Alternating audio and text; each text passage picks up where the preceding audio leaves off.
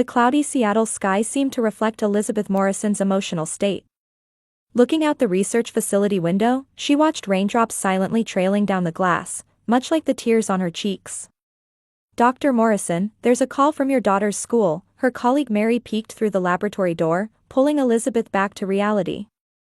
She hurriedly pulled her cell phone from her lab coat pocket and checked the missed calls.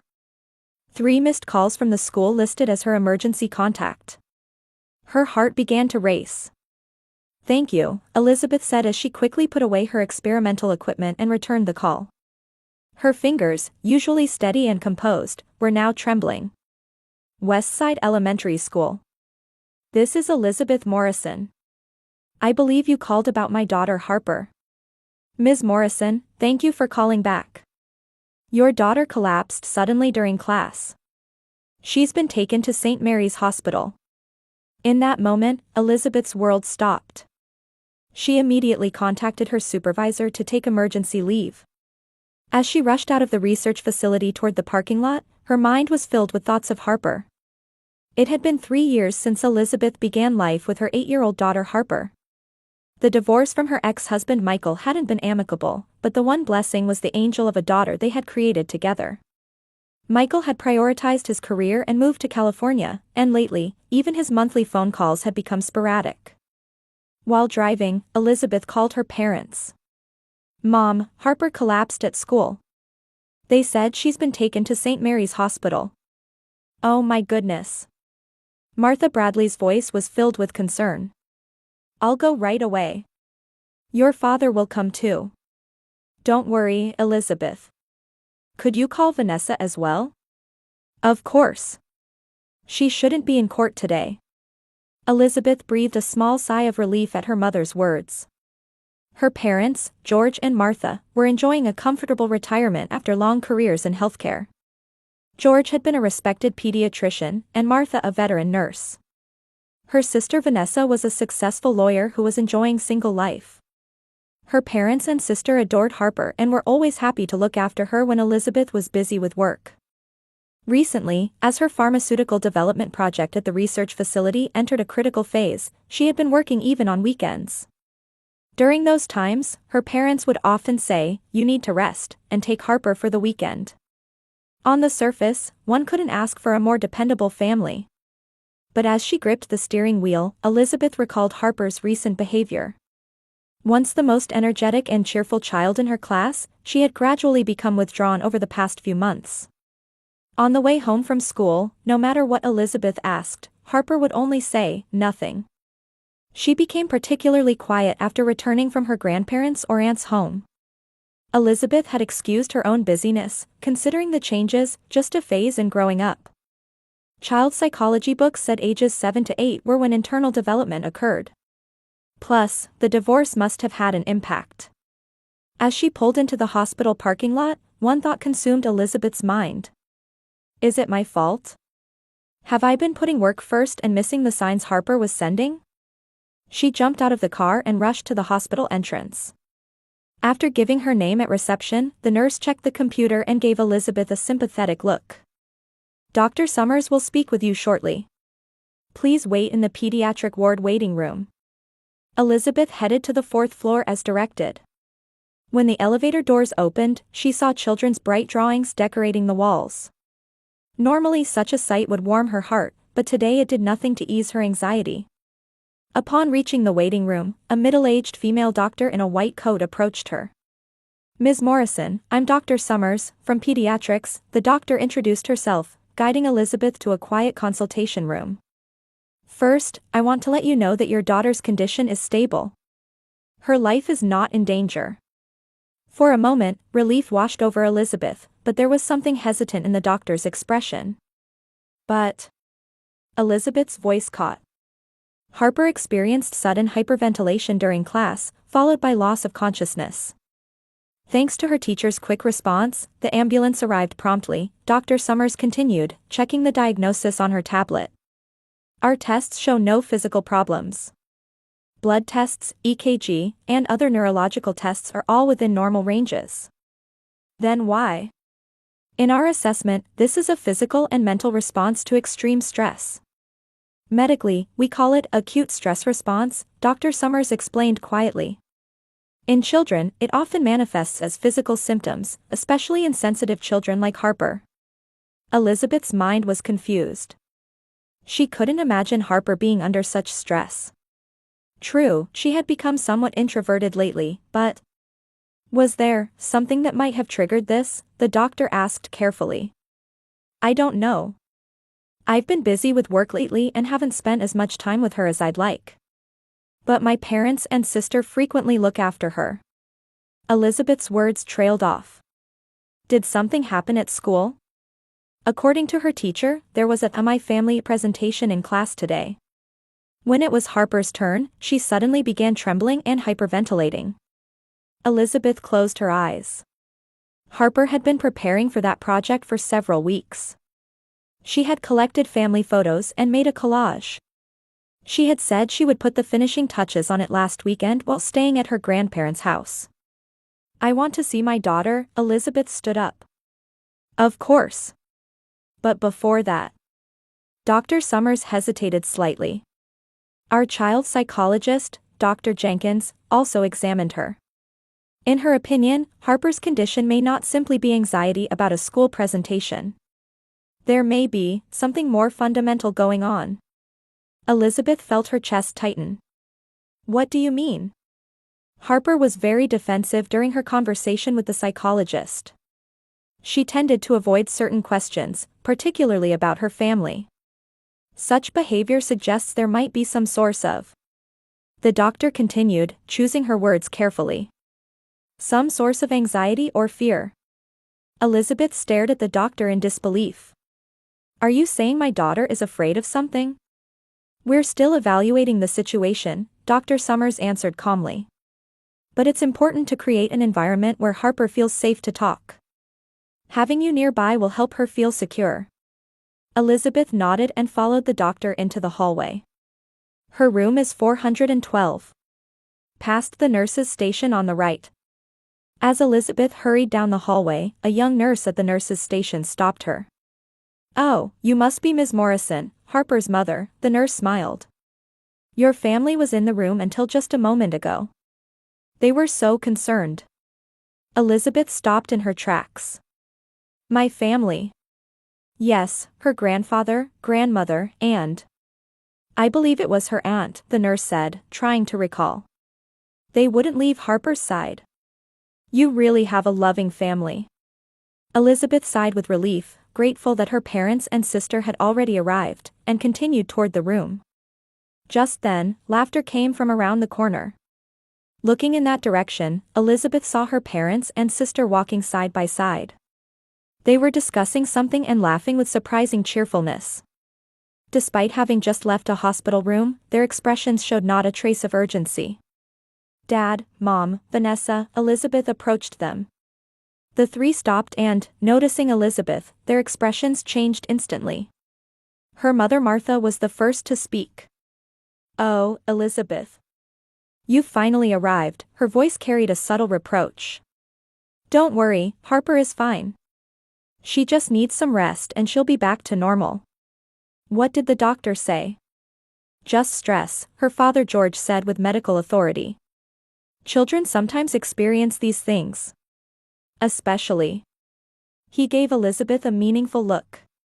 Especially when their home environment is unstable. Vanessa folded her arms and nodded in agreement. Harper is a sensitive child. Perhaps if you made more time for her, this wouldn't have happened. Elizabeth was speechless. Her family was talking as if this situation was her responsibility. Moreover, she couldn't help but notice the disconnect between their laughing demeanor just moments ago and their now stern expressions. I came as soon as I could. I came straight from the research facility, Elizabeth said defensively. Of course, work comes first. As usual, Martha said coldly. Good thing we were there for Harper. Are you leaving? Elizabeth asked, observing their demeanor. Yes, we were going to get something to eat in the cafeteria, George answered. We've been here for hours. Would you like to join us? Harper is sleeping now. For some reason, they seemed to be trying to prevent Elizabeth from entering Harper's room. "No, I want to see my daughter," Elizabeth said firmly. The three exchanged glances. There was something in their look that Elizabeth couldn't quite read. "I see, of course," Martha stepped back. "We'll return later. Call us if anything happens." They headed toward the elevator, once again whispering among themselves as they left. Elizabeth was enveloped by a strange feeling. Something wasn't right. Her family's reaction didn't match the gravity of a child being rushed to the hospital. Suppressing the anxiety welling up inside her, Elizabeth approached room 412. She gently opened the door. In the bluish-white fluorescent light of the hospital room, the first thing Elizabeth saw was her daughter's small, curled-up form on the white bed. Harper was lying facing the window, her shoulders trembling slightly. "Harper," Elizabeth called gently. The girl responded to her voice and slowly turned around. Elizabeth's heart clenched. Harper's face was wet with tears, and her eyes were wide with fear.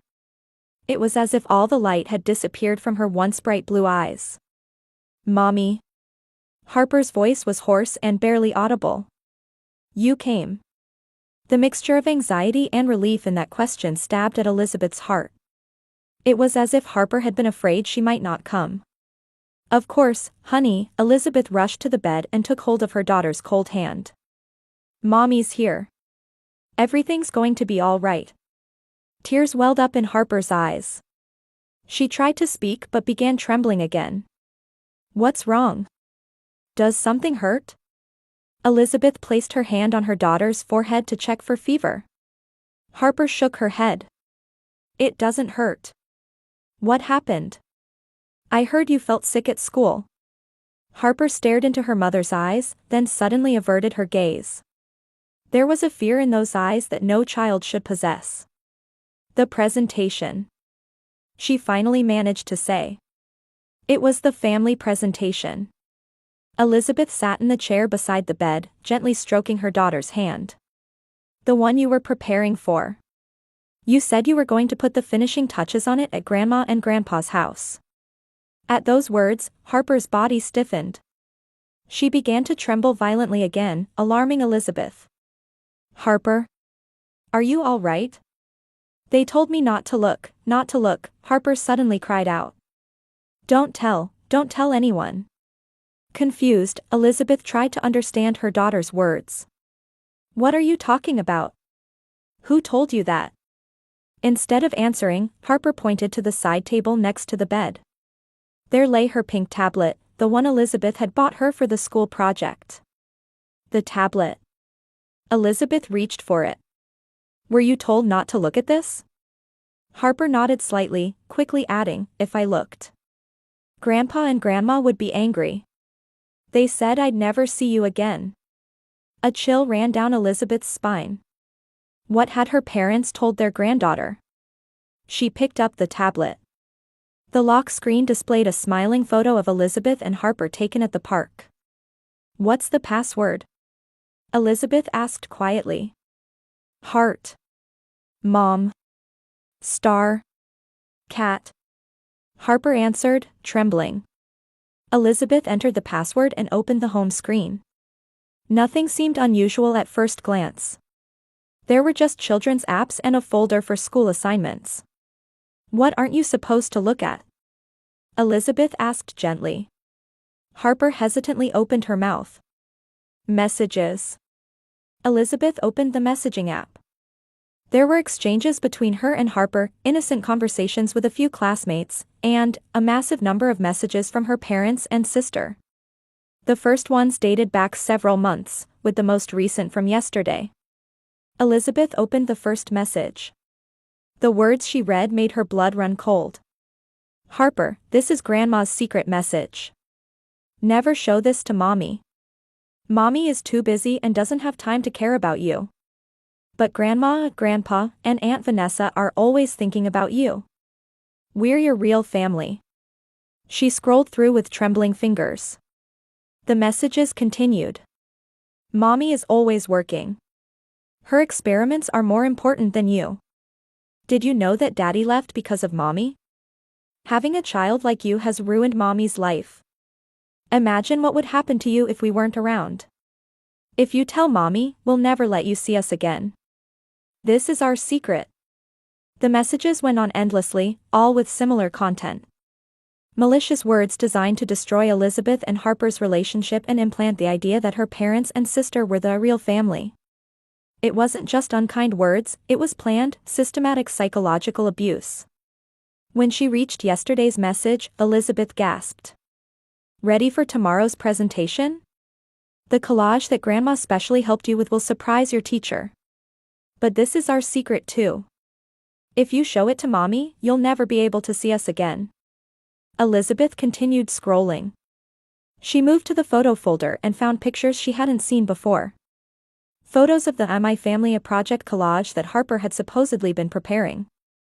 It completely excluded Elizabeth's image, instead depicting only the grandparents and aunt as a family. Even more shocking, at the edge of the collage were small letters saying, "Mommy is always busy and doesn't care about me." "They made you create this?" Elizabeth's voice trembled. Harper nodded, crying. "They said if I didn't do what they said, they'd take away my toys, and I wouldn't be able to see Mommy anymore." "And today, you were told to present this at school?" "Yes, but I couldn't." Harper struggled with her words. "When I stood in front of everyone, the teacher looked at the collage with a strange expression, and then suddenly, I couldn't breathe." As Elizabeth listened to her daughter's words, she was overwhelmed by a mixture of anger and sadness. Her parents and sister had been manipulating and psychologically abusing her daughter behind her back for months. And today, that pressure had become too much for Harper's small body to bear, and she had collapsed. Elizabeth gently put down the tablet and embraced her daughter. "Listen, Harper," she said, looking into her daughter's eyes. "This is absolutely not your fault. Everything Grandpa, Grandma, and Aunt Vanessa said is a lie. You are the most important thing in the world to me. Having you has made my life wonderful." Harper's crying subsided a little. "And I will protect you from anyone. Even if that means—" Elizabeth faltered for a moment but continued with strong determination. "Even if that means protecting you from Grandpa and Grandma." Harper buried her face in her mother's chest. "I was scared." "It's okay, now," Elizabeth said, stroking her daughter's hair. "Mommy is here with you." She stared at the tablet. Months of documented evidence. A calculated betrayal by the family she had trusted. Anger shook her entire body. Elizabeth pressed the nurse call button and said to the nurse who came, "Could you call Dr. Summers? And if possible, the child psychologist, Dr. Jenkins, as well." The nurse seemed to sense the situation and nodded immediately. "I'll call them right away." Left alone in the room again, Elizabeth held her daughter's small body and gazed out the window. The rain had started falling from the cloudy sky. In her heart, a storm of sadness and anger was raging. When Dr. Summers and Dr. Jenkins entered the room, Elizabeth was sitting quietly by the bed of the now sleeping Harper, holding the tablet. The doctors seemed to sense from Elizabeth's expression that something serious had happened. "Ms. Morrison, has something happened?" Dr. Summers asked quietly. Elizabeth looked up and said in a trembling voice, "Yes. I've found evidence of the abuse my daughter has been experiencing." "Abuse?" Both the doctor and psychologist widened their eyes. "Psychological abuse," Elizabeth held out the tablet. "Planned over a long period by my parents and sister." Choking on her words, she continued. "They were manipulating my daughter behind my back, trying to destroy our relationship." Dr. Jenkins took the tablet and reviewed the messages with Dr. Summers. Their expressions gradually became severe. "This is clearly a case of child psychological abuse," the psychologist said, maintaining professional composure despite the anger in her voice. "Emotional manipulation of a child, deliberate destruction of the parent-child relationship, threats, all of these are serious abusive behaviors." Dr. Summers turned to Elizabeth. "We need to report this to Child Protective Services. We should also consider notifying the police." Elizabeth nodded, holding her daughter's small hand. "What should I do?" "First, we'll create a detailed report," Dr. Summers said. The tablet is important evidence of Harper's abuse. Let's keep it safely until we can submit it to the police. And, Dr. Jenkins continued, we need to have a thorough discussion with Harper. She needs professional support to feel safe enough to tell the truth. Elizabeth looked at her sleeping daughter's face and steeled her resolve. I want to talk with her as soon as possible. When she wakes up.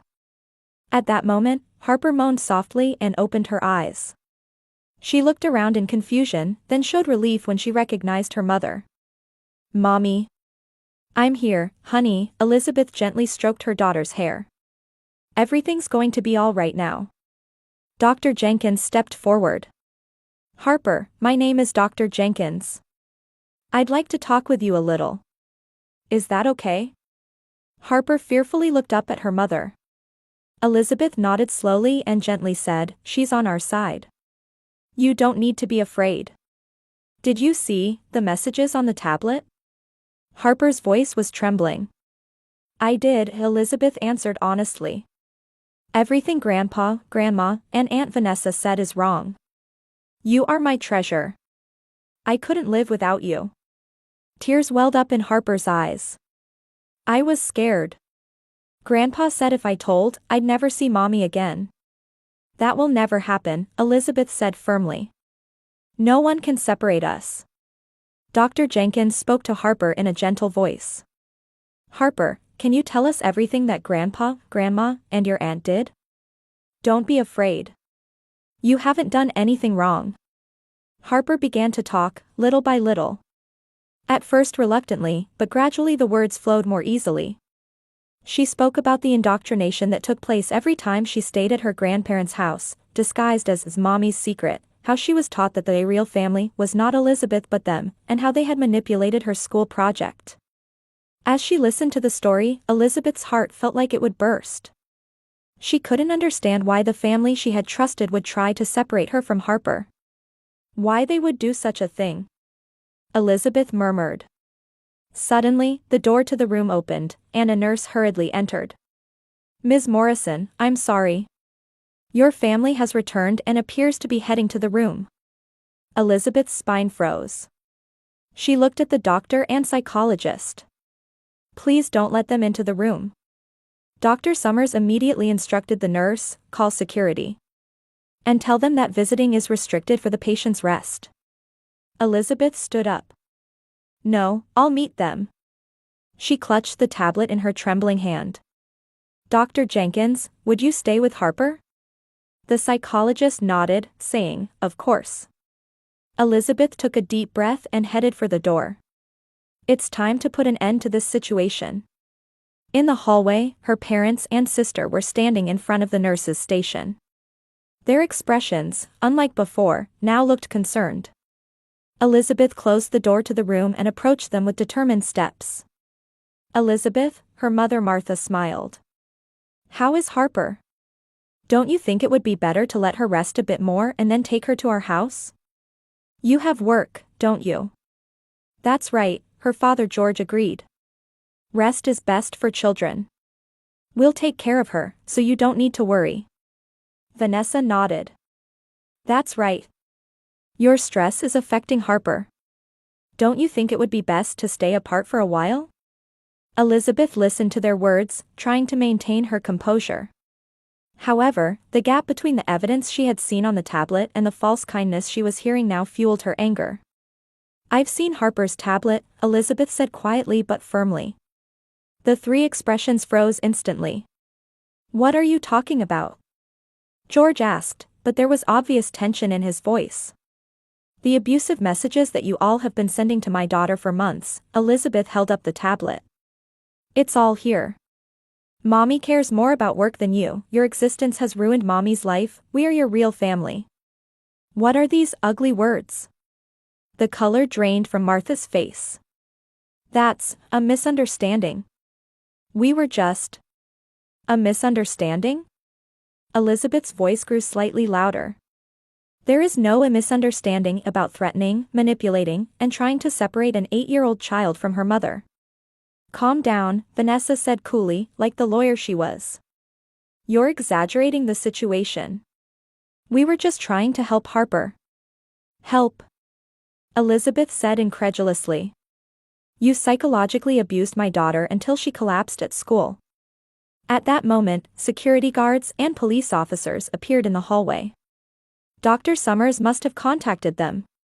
What's going on? One of the officers asked. Elizabeth took a deep breath and explained the situation as calmly as possible. These people are my parents and sister. They have been psychologically abusing my daughter over a long period. The evidence is here. She handed the tablet to the officer. This is outrageous. George suddenly raised his voice.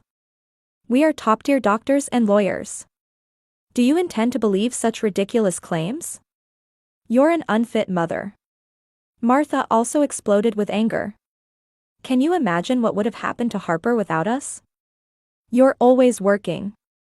At that moment, other patients and medical staff in the hallway turned to look. The true nature of the three was exposed in public. The officer checked the contents of the tablet and looked sternly at George and the others. We need to discuss this further in a separate room. Elizabeth placed her trembling hand on her chest, staring at her family's angry faces. It was the moment their masks fell away, revealing their true selves.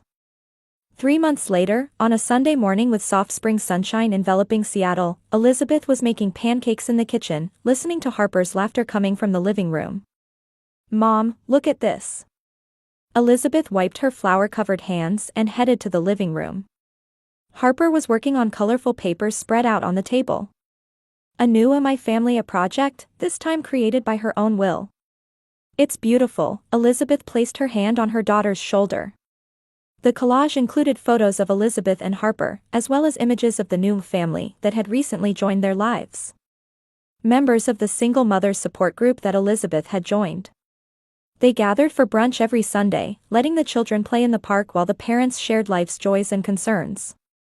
I included Aunt Lisa, Aunt Kate, and Aunt Emma, Harper said proudly. And David, Sophia, and Tyler, pointing to the children's names. Something more important than blood ties, Elizabeth smiled. We've learned what real family means. After the incident, a restraining order was issued against Elizabeth's parents and sister. Based on the findings of Child Protective Services, they were never allowed near Harper again. Their reputation in the community collapsed. George received a severe warning from the Medical Association, and Martha was expelled from the Retired Nurses Association. Vanessa was fired from her law firm, and the three moved to another state. The civil lawsuit Elizabeth had filed was still in progress, and they were facing the consequences of their years of possessiveness and control. Harper met with a kind and understanding therapist twice a week, gradually healing her wounds. At first, she suffered from nightmares, but now her smile had returned, and she was enjoying time with friends at school. Elizabeth's workplace also showed understanding of her situation and introduced a flexible working system. This allowed her to continue her important research while still having time to attend Harper's school events and make dinner together. Mom, what time are we going to brunch today? Harper asked. At 11. Let's eat our pancakes before then, Elizabeth smiled. Would you like to help? Harper ran happily into the kitchen. As Elizabeth watched her daughter's retreating figure, she was filled with deep gratitude. The unforgettable scene from that hospital room was still vivid in her memory, but it had left her with a valuable lesson. True family is not bound by blood alone, but created through love, respect, and mutual support. Now, a warm circle of a chosen family, bound by such ties, surrounded her and Harper. It was a bond far stronger than blood, a true connection. As the sweet aroma of pancakes spread throughout the house, mother and daughter enjoyed their new Sunday tradition. Their hearts were no longer filled with fear, but with hope for the future.